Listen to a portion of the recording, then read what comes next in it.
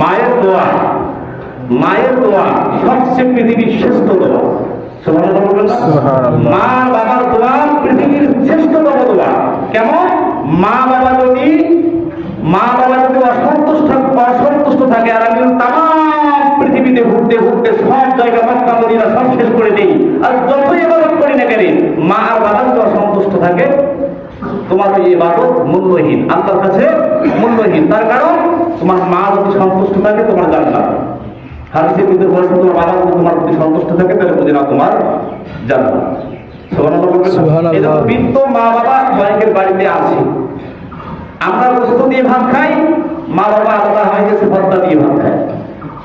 আমরা মাংস দিয়ে ভাত খাই, আমরা শাকসবজি দিয়ে ভাত খাই, ভালো ভালো বাজার থেকে নিয়ে আসি, কিন্তু ওই ঘরের পাশের ঘরে মা থাকে, মা আলাদা হয়ে আছে। মায়ের প্রতি সন্তান খেয়াল রাখে না, ওই সন্তানকে আল্লাহ হুঁশিয়ার দিয়ে বলবো, সন্তান খেয়াল রাখো, আজীবনের জন্য তুমি ইবাদত করলেও তোমার ইবাদত আমি কবুল করবো না। এরকম মা বাবা আমাদের সমাজে আছে না নেই?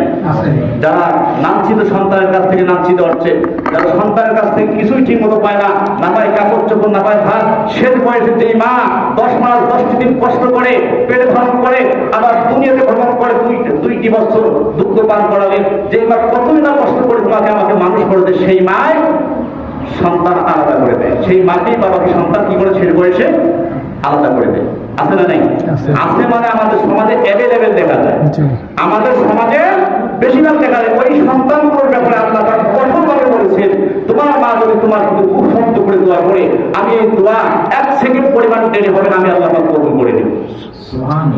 সেটা হতে পারে বদদোয়া, হতে পারে নেক দোয়া, দুইটার যে কোনো দোয়া করলেই আমি আল্লাহ কবুল করব, এর থেকে কোনো রেহাই পাওয়া যাবে না।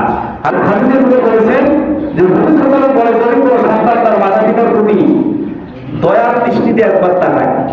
সন্তান হয়ে যদি মাতা পিতার প্রতি দয়ার দৃষ্টিতে একবার তাকায়, যে এটা আমার মা, এটা আমার বাবা, এটা আমার জন্মদাতা পিতা মাতা, আল্লাহ বলেন তাকানো দেরি একটা কৌতূহল সব আমার আমলে লিখতে আমার দেরি নেই। সুবহানাল্লাহ বলবেন না? তাকাতে দেরি হবে, কিন্তু একটা হজের সওয়াব আমি আল্লাহ পাক বান্দার আমলে লিখতে দেরি হবে না। সাহাবা জিজ্ঞেস করছিল, ইয়া রাসূলুল্লাহ, ইয়া হাবিবাল্লাহ, যতবার দিনে তাকাবো ততবারই কি হজের সওয়াব দেওয়া হবে? রাসূল সাল্লাল্লাহু আলাইহি ওয়াসাল্লাম বললেন, যতবার তাকাবে তুমি নেক নজরে বাইরের দিকে, আল্লাহ পাক ততবারই একটি করে হজের সওয়াব আমার মধ্যে লিখে করতে পারবে। সুবহানাল্লাহ। এজন্য মা যাদের মারা গেছে তাদের জন্য দোয়া করা, যারা গেছে তাদের জন্য কি করা? আমাদের সন্তানের দায়িত্ব হলো মা বাবার প্রতি লক্ষ্য রাখা, আমার নিজের শরীরের প্রতি, নিজের কর্মের প্রতি